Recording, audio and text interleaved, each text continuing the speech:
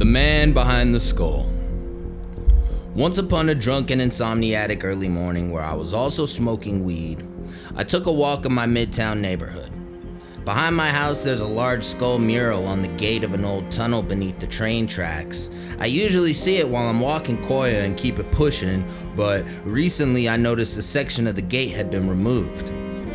I stood on the corner a football field away watching the man that had moved in until we made eye contact, and in my stupor, I introduced myself. He was pushing parchments that stood taller than the both of us through a gap at the top of the gated tunnel, a large directory from a convention long past, lawn signs for politicians that didn't win, and most curious of them all, a wood-framed canvas depicting a painted bowl of fruit. He was tall, slender, and pensive, but welcoming. He was wearing 3 jackets and his shoes were speaking, but I could tell he brushed his teeth. I could also see the damage of addiction on his face. But despite these marks of vagrancy, he was educated and kind, like the cool cousin you take walks with after dinner. And I expressed how I had been curious to had moved in behind the mural, and he laughed at the title of Man Behind the Skull, saying, I like that a lot. And that was before he invited me into his domicile. I crouched low, but still snagged my overcoat on jagged fencing as I entered. His concrete home was nothing short of a fever dream. He transformed his hall of parchments into a hall of masterpieces. Paintings of beautiful figures and twisted faces were scrawled across hundreds of signs, large and small, and scattered in a maze that he escorted me through. His artistic John Hancock was that of flesh missing from his still lifes.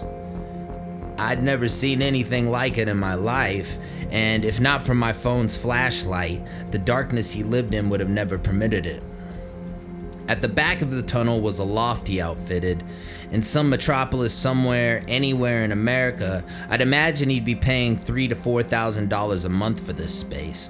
Lack of electricity, running water, and heat already included in that price.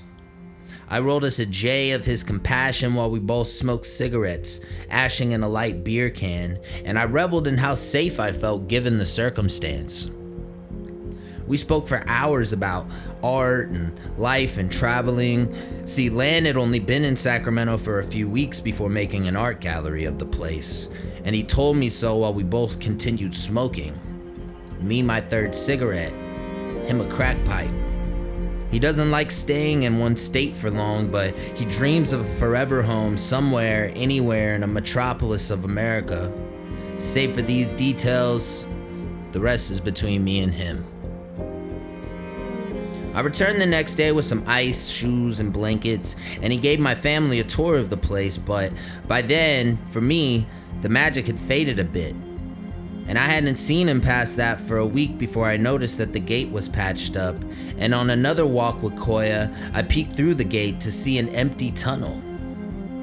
And I wish I had the chance to give him a proper goodbye. That morning will forever be an anomaly in my life's journey.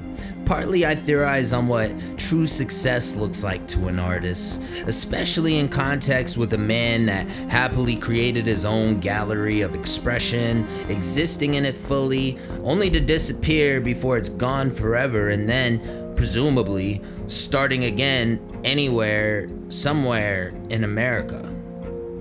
On the other hand, I was pretty loaded, so who's to say that any of that even happened at all? My job, my family, my music and experiences, things all traded for freedom by the man behind the skull.